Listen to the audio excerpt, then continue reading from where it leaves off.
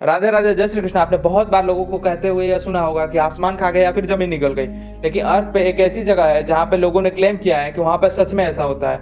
ये जगह north Atlantic ocean के वेस्ट रीजन में है, यूएस के स्टेट फ्लोरिडा से लेके पोर्टोरिको आइलैंड और बरमूडा के बीच में। अब क्योंकि ये तीनों मिलकर एक ट्रायंगल बनाते हैं, इसलिए इस ट्रायंगल को कहा जाता है बरमूडा ट्रायंगल।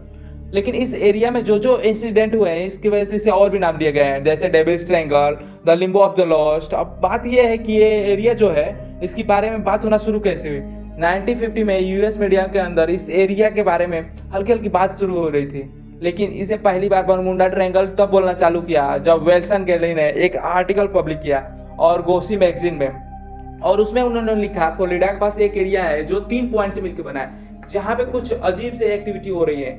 जब ये आर्टिकल उन्होंने लिखा तब उस आर्टिकल का नाम था द डेडली बरमूडा ट्रायंगल। उसके बाद जब भी इसके बारे में बात हुई तो इसके बारे में लोगों ने बरमूडा ट्रायंगल ही से बोला। तब से लेकर आज तक इसे बरमूडा ट्रायंगल ही बोला गया। ये जो बरमूडा ट्रायंगल का एरिया था, इसमें सबसे बड़ी दिक्कत ये थी कि जैसे इस एरिया में जाओ तो कभी रेडियो ना चले, तो कभी कंपास खराब हो जाए, इलेक्ट्रॉनिक डिवाइसेज जो थी उनकी रीडिंग जो थी वो फ्लक्चुएट करने लगती थी। ये सब तो चल ही रहे थे, लेकिन इसके साथ साथ आसमान से प्लेन और समुद्र के शिप ये गायब होने लगे। इनके साथ साथ जो लोग थे वो भी गायब हो रहे थे, और गायब भी इस तरीके से हो रहे थे कि चाहे आदमी हो या शिप, उनका छोटा सा टुकड़ा भी नहीं मिल रहा था।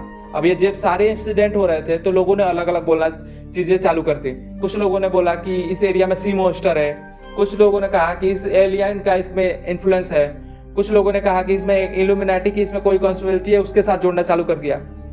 अगर आप सर्च करोगे तो आपको पता चलेगा कि ऑल ओवर वर्ल्ड में बरमूडा ट्रायंगल के ऊपर जितनी मूवीज, बुक्स, डॉक्यूमेंट्रीज बनी है, शायद ही किसी और टॉपिक पर बनी हो। 1888 में एक शिप था जिसका नाम था एलन ऑस्टिन।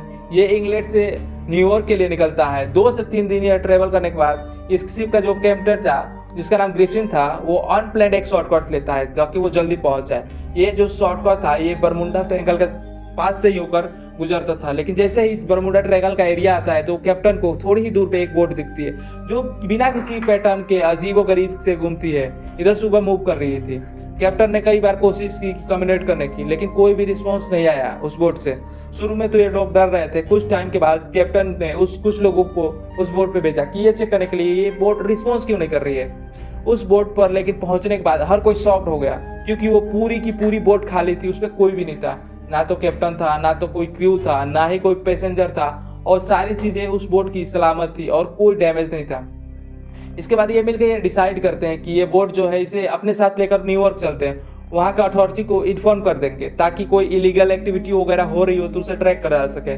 जब ये लोग बोट को अपने साथ न्यूयॉर्क लेकर चलते हैं तो एक बहुत ही भारी तूफान आता है और कुछ देर के लिए बोट जो था वो गायब हो जाता है। और जैसे ही तूफान शांत होता है ये दोबारा से बोट दिखती है, लेकिन हर कोई उस बोट को देख के शॉक्ड हो जाता है, क्योंकि जितने भी लोग उस बोट को लेकर न्यूयॉर्क जा रहे थे वो सारे के सारे गायब थे, और वो जो बोट थी उसे कुछ भी नहीं हुआ था।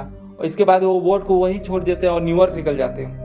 नेक्स्ट डे ये हर तरफ कहानी फैल जाती है। एक और बोट थी जिसका नाम था नेरी सेलिस्ट, जिसे 7 नवंबर 1872 न्यूयॉर्क से इटली के लिए निकलना था। और ये जो शिप थी इस पे बहुत सारे लोग थे और बहुत ही खचाखच भरा हुआ था। लेकिन जब ये शिप बरमूडा ट्रायंगल के पास पहुंचती है उसकी थोड़ी ही देर बाद ये गायब हो जाती है।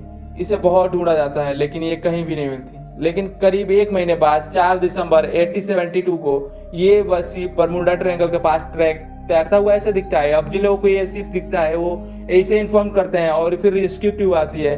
फिर हैरानी की बात यह होती है कि पूरी की शिप के ऊपर एक भी आदमी नहीं था। पूरी की पूरी शिप थी, उसे कोई भी नुकसान नहीं हुआ था। यहाँ तक कि डिनर टेबल पे खाना एटिस पड़ा था, खाने की प्लेट से वो एजिटिस पड़ी हुई थी, लेकिन कैप्टन, क्रू और पैसेंजर सबके सब गायब थे। इन लोगों का आज का डेट तक पता नहीं चल पाया कि ये लोग गए कहाँ। लेकिन इससे पहले आगे जो पढ़े हैं, लेकिन इसके बारे में मैं क्लियर कर देता हूँ, क्योंकि इस एरिया में जो इतनी सारी कहानियां और मूवी और कॉन्सेप्ट ये कहानियां फैल चुकी है कि जिसके कारण इतना ज़्यादा ये फेमस हो गया है। और अगर जो इसके इंसिडेंट देखें तो इससे ज़्यादा इंसिडेंट जापान में हो जाते हैं या फिर कहीं पर भी हो जाते हैं। ये इसलिए ज़्यादा फेमस हो गया क्योंकि यहाँ पे जो कहानियाँ थी वो लोग ज़्यादा सुनना पसंद करते थे और इसे लोग अंधा विश्वास करना चालू कर दिए। तो अगर जो आपको आज का वीडियो पसंद आया हो तो वीडियो को लाइक कीजिए, चैनल को सब्सक्राइब कीजिए। तब तक के लिए धन्यवाद। राधे राधे।